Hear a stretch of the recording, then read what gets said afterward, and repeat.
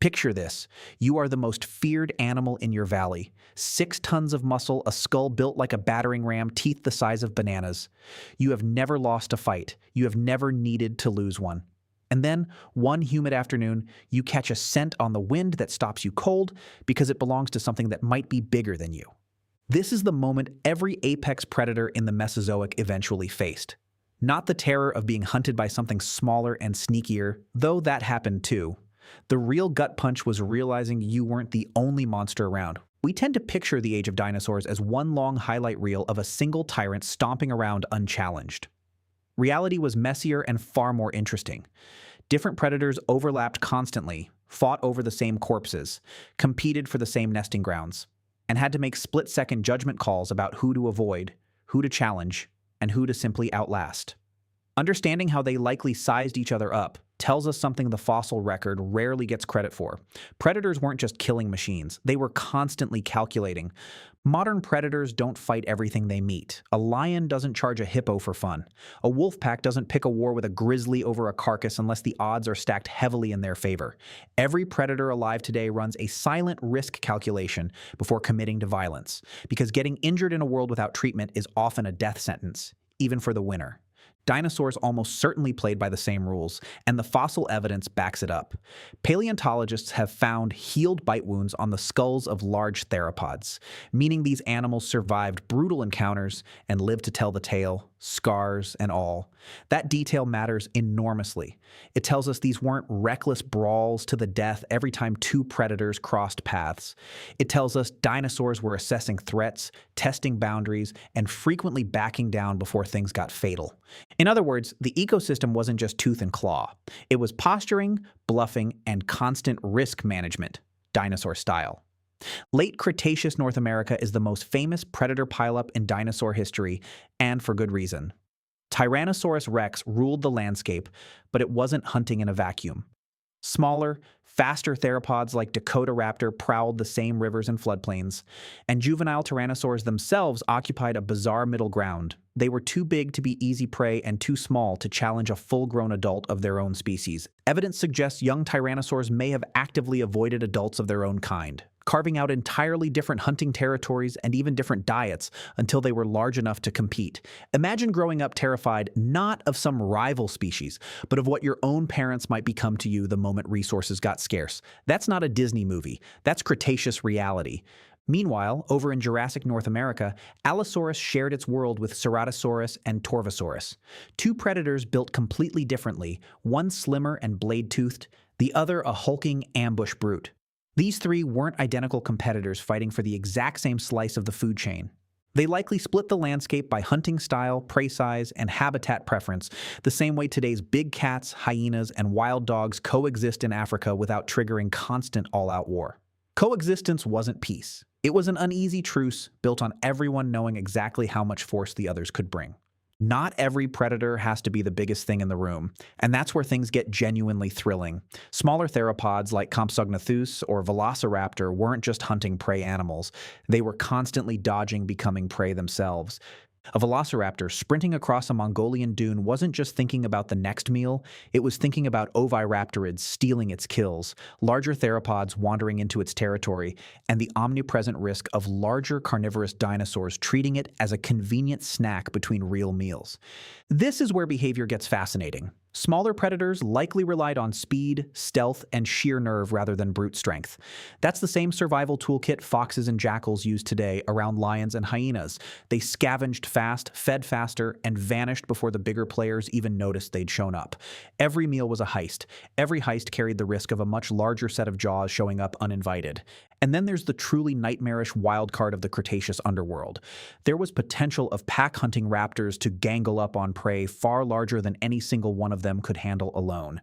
If that behavior held true, it means smaller predators weren't just individually cunning. They were capable of turning a numbers disadvantage into a terrifying advantage. That's the dinosaur equivalent of a street gang taking down a heavyweight boxer through sheer coordinated aggression. Just when you think the picture couldn't get more chaotic, add crocodilians into the mix. Enormous prehistoric crocodile relatives like Deinosuchus lurked in late Cretaceous rivers. These animals were capable of ambushing dinosaurs that came too close to the water's edge. Bite marks matching Deinosuchus have been found on hadrosaur and even theropod bones, suggesting these river monsters weren't picky about snapping up whatever wandered within striking distance, predator or not. This flips the entire hierarchy on its head. A tyrannosaur that feared nothing on land might have approached a riverbank with genuine caution because the biggest threat in that moment wasn't another dinosaur at all. It was something ancient, patient, and almost entirely submerged, waiting for exactly one careless step. That's the kind of layered tension that made the Mesozoic world so unpredictable. Danger didn't always look like you. Sometimes the deadliest thing in the room wasn't even playing by dinosaur rules. So, how do we actually know any of this? Paleontologists piece together predator behavior using bite marks, healed injuries, trackway evidence, and comparative anatomy from modern predators. When multiple large theropod species are found in the same rock formation, scientists look at differences in skull shape, tooth structure, and estimated bite force to figure out whether these animals were targeting the same prey or splitting the ecological pie in different ways. Healed wounds are especially telling. A bite mark that shows signs of healing means the attack wasn't fatal, which tells us predators were engaging in non-lethal combat, likely over territory, mates, or contested kills, rather than every encounter ending in death. Some fossils even show evidence of cannibalism among large theropods. This suggests that when resources ran low, even members of the same species weren't safe from becoming the next meal. Trackway evidence adds another layer. Multiple predator footprints crossing the same ancient mudflats, sometimes overlapping with prey tracks, help researchers reconstruct real moments of tension, including when a predator changes direction, quickens its pace, or alters its course entirely. For all this talk of cautious calculation, one fossil site flips the script entirely, and it might be the single strangest clue we have about predator psychology. Utah's Cleveland Lloyd Dinosaur Quarry has yielded the remains of dozens of Allosaurus individuals packed into what appears to have been an ancient mud trap, alongside only a handful of herbivores. That ratio is completely backwards from what a healthy ecosystem should produce, where prey animals vastly outnumber predators. The leading explanation is chilling in its simplicity. A single herbivore likely became stuck in the mud first, and its distress calls or scent drew in one Allosaurus after another, each one gambling that an easy meal was worth the risk of soft ground. One by one, they got stuck too, and more predators kept arriving anyway, apparently unable to resist a struggling animal that looked like a guaranteed kill. If this interpretation holds, it means predator judgment wasn't infallible. Hunger could override caution entirely, and even a species capable of avoiding needless fights could be lured into a death trap by the promise of a free meal. Sometimes the smartest killer in the valley still couldn't resist a trap dressed up as an easy win. It's tempting to reduce dinosaurs to simple killing machines, but that sells them dramatically short. Real predator ecosystems, both ancient and modern, run on constant negotiation. Every large carnivore today spends enormous energy avoiding unnecessary conflict, because injury is the single greatest threat to survival in the wild. There's no reason to believe Mesozoic predators were any different. That means the mental world of a Tyrannosaurus wasn't just see prey, chase prey. It likely included tracking the movements of rival predators, remembering which territories carried risk, recognizing the difference between a challenge worth taking and one worth avoiding, and adjusting behavior based on age, size, and physical condition. These were animals making decisions, not just reacting on instinct alone. And that's what makes this era so much more than a monster movie. Every predator, from the raptors sprinting through underbrush to the apex tyrant ruling the floodplain, was living inside a constant high-stakes calculation of who to fear, who to challenge, and who to simply let pass. Survival wasn't about being the strongest animal in the ecosystem. It was about knowing in a single heartbeat exactly when strength wasn't enough. The next time you picture a T-Rex stomping through a Cretaceous forest, don't just imagine mindless aggression.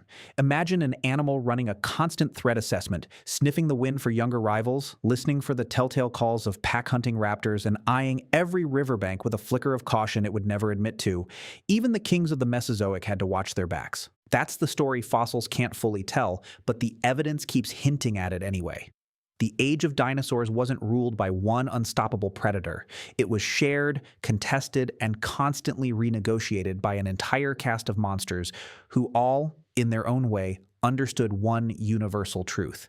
Even at the top of the food chain, nobody survives by being fearless. They survive by knowing exactly what to fear.